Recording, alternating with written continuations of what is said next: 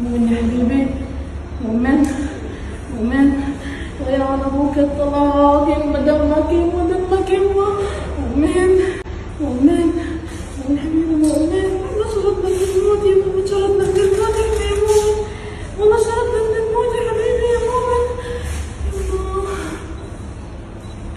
أمانة أمانة أمانة، لا أمانة.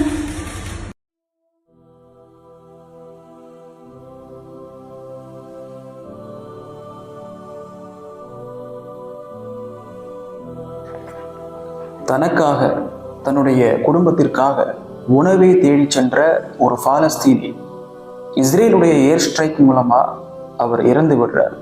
இதை அறிந்த அவருடைய மனைவி அவரை தன்னுடைய மடியில் வைத்து அழக்கூடிய இந்த காட்சியை தான் நம்ம பார்த்துட்டு இருக்கோம். இந்த உலகத்துல மிகவும் புனிதமிக்க ஒரு உறவு என்பது தாய் தந்தைக்கு பிறகு தன்னுடைய வாழ்நாளில் இறுதி வரைக்கும் தன்னை கொண்டு செல்லக்கூடிய ஒரு மிகப்பெரிய ஒரு உறவு இந்த உலகத்தில் இருக்கின்றது என்று சொன்னால் அது கணவன் மனைவி உறவு தான்.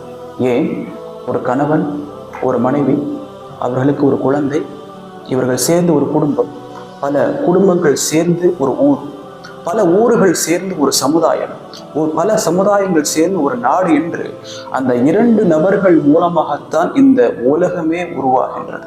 அப்படி என்று சொன்னால் இந்த உறவு என்பது எப்படிப்பட்ட மகத்துவம் மிக்க ஒரு உறவாக இருக்க முடியும்? இது அல்லாஹ்வினால் தேர்ந்தெடுக்கப்பட்ட ஒரு உறவு, அல்லாஹ் புரிந்து கொள்ளக்கூடிய ஒரு உறவு. மவத்தத்து வரஹ்மன் அல்லாஹ் சொல்றான். எப்படி அல்லாஹ் குர்ஆன்ல சொல்றான், وَمِنْ آيَاتِهِ أَنْ خَلَقَ لَكُم مِّنْ أَنفُسِكُمْ أَزْوَاجًا لِتَسْكُنُوا إِلَيْهَا وَجَعَلَ بَيْنَكُم مَّوَدَّةً وَرَحْمَةً. நீங்கள் மன ஆறுதல் அடைவதற்காக உங்களிலிருந்தே உங்களுக்காக உங்கள் மனைவியை அல்லாஹ் படைத்திருப்பது என்பது மவத்தத வரஹ்மா, அல்லாஹ்வுடைய அத்தாட்சிகளில் ஒன்றாகும் என்று அல்லாஹ் சொல்றான். ரசூலுல்லாஹ் என்ன சொல்றாங்க, உங்கள் மனைவியருக்கு ஒரு கவல உணவை நீங்கள் கொடுப்பது கூட தர்மத்தில் அடங்கும் என்று சொன்னாங்க. எப்படி அன்பின் காரணமாக, நேசத்தின் காரணமாக, பாசத்தின் காரணமாக ஒரு கவல உணவை நீங்கள் கொடுக்கின்றீர்கள் அவர்களுக்கு, அது கூட தர்மத்துடைய பட்டியலில் அல்லாஹ் வைத்திருப்பதாக ரசூலுல்லாஹ் சொல்றான். அப்போ எந்த அளவுக்கு ஒரு மகத்துவமிக்க உறவாக இருக்க முடியும்?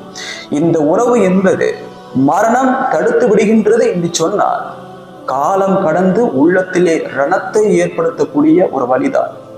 அந்த பெண்ணுக்கு அல்லாஹ் மன ஆறுதலை ஏற்படுத்தட்டும்.